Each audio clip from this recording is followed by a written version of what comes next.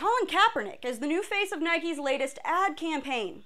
Yep, the company known for making sweatshirts in sweatshops just hired the guy known for pitching hissy fits because he can no longer throw a ball.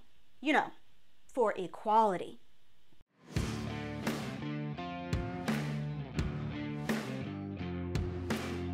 Hey guys, I'm Brittany Hughes. You're watching Reality Check on MRC TV. And Colin Kaepernick is back. But not on the football field, of course, because he's actually a pretty crappy football player. Nope, this time he's the new face of Nike's Just Do It campaign. Their 30th anniversary, in fact.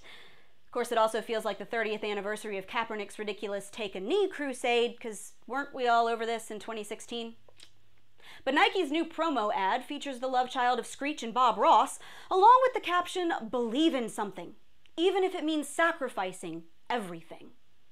Okay, so somebody riddle me this. What the heck did Kaepernick sacrifice exactly? His butt was parked on the bench long before he ever decided to start taking a knee for injustice, probably because he sucked eggs as a quarterback. So then after making millions playing for the 49ers before deciding to grow butterfingers and spend most of his time laying on the AstroTurf staring up at the clouds, he decided to start kneeling for the national anthem and wearing cops as pigs on his socks. So brave. Of course, this got him national attention, magazine covers, newspaper write-ups, guest spots on television, celebrity praise, social justice awards, and the adoration of leftists the country over. He even got some sympathy from the president of Iran, whose country regularly oppresses gay people, women, and political protesters. Now he's re-upped a multi-million-dollar deal with Nike to sell sneakers and sweatbands. Yep, just a regular Mahatma Gandhi, that one. So much sacrifice. And let's talk about Nike for a hot minute, the company that just signed Kaepernick so they can make millions off his social justice movement. Back in the 1990s, Nike was accused of using abusive sweatshops in China and Vietnam to make their famous sportswear. Took years for the pressure to finally build up enough that the company responded, fessed up, and launched a well-publicized campaign to change this practice, which lasted all of about 5 minutes. Because last year, Nike was again accused of contracting with overseas sweatshops in places like Hissy, Vietnam, where workers are reportedly forced to work in over 90-degree heat and are passing out on top of their sewing machines. Workers in Cambodia are allegedly working 10-hour days, 6 days a week in nearly 100-degree temperatures.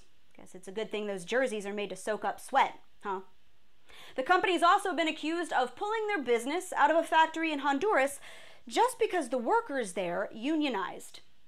Nearly 200 colleges and universities, including Georgetown, Northeastern, and Rutgers, announced last year they were cutting ties with Nike because the company had denied independent labor inspectors access to their factories.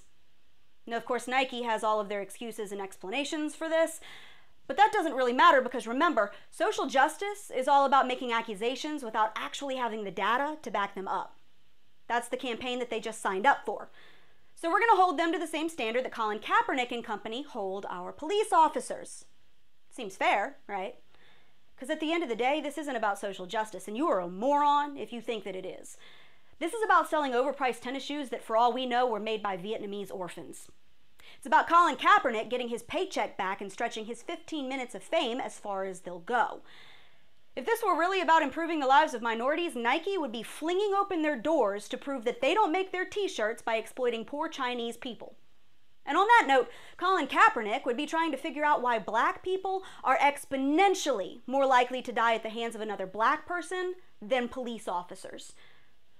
Funny how the same people who just spent years camping out on Wall Street to protest corporate injustice now think that Nike is some champion of social good just because they forked over millions of dollars to piggyback on a failed football player's temper tantrum.